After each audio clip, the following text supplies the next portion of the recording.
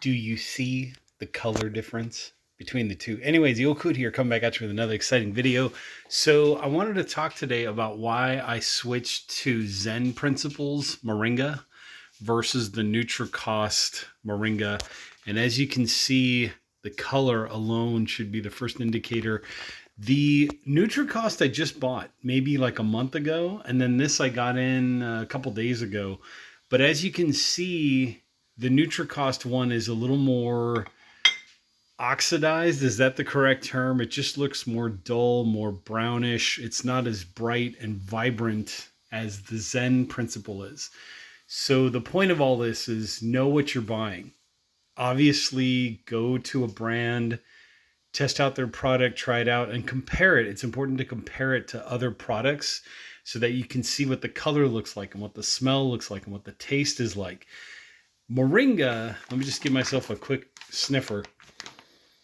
Yeah, Moringa should taste like, or should smell like, a grassy kind of a thing, like earthy and grassy, and maybe have like a little bit of like a peppery aura about it, a little bit of pepperiness in the air. When I smell this one, the one from Nutricost, no, it just smells dead. It smells like decaying dirt, like leaves that have fallen to the ground in a bad way and that are decaying.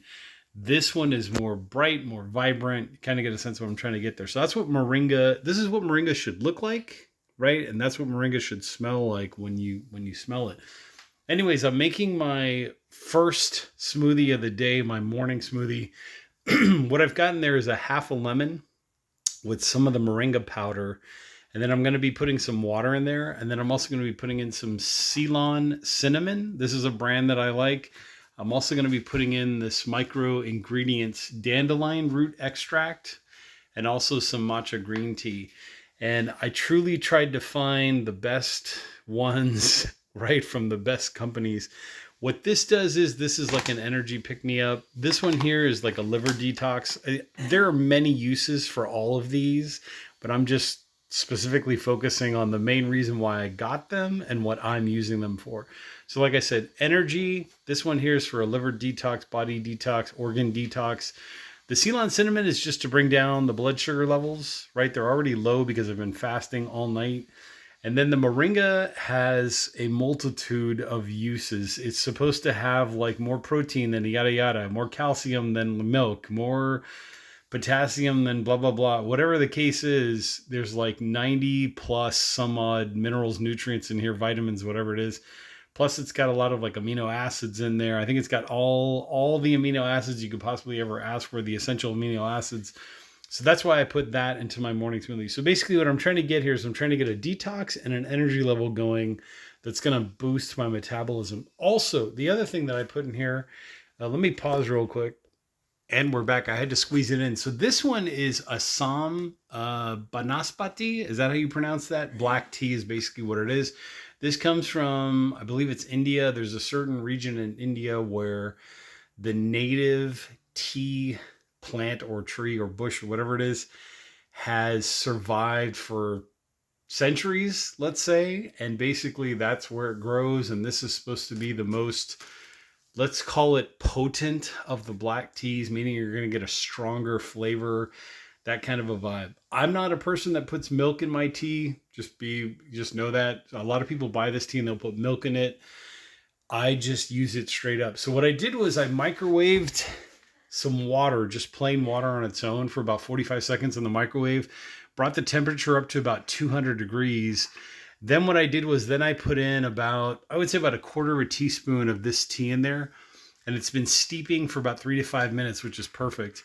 This whole thing is going to go into the smoothie as well, leaves and all.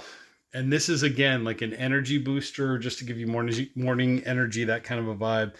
If you notice, there's hardly any, if any, glucose or sugar in here whatsoever.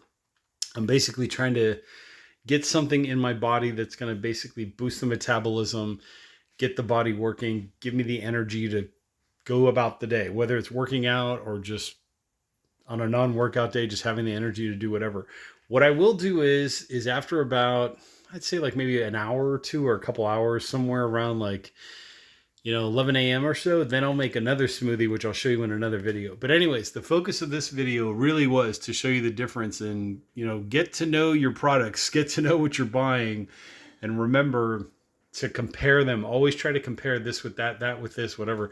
But these were the best brands that I could find for the specific things that I like to use. Like I said, everybody's different. So, you'll have to experiment with what works best for you, what type of tea you like. These are each all separate videos in their own right. But anyways, that is my morning smoothie that I'm going to go ahead and mix up.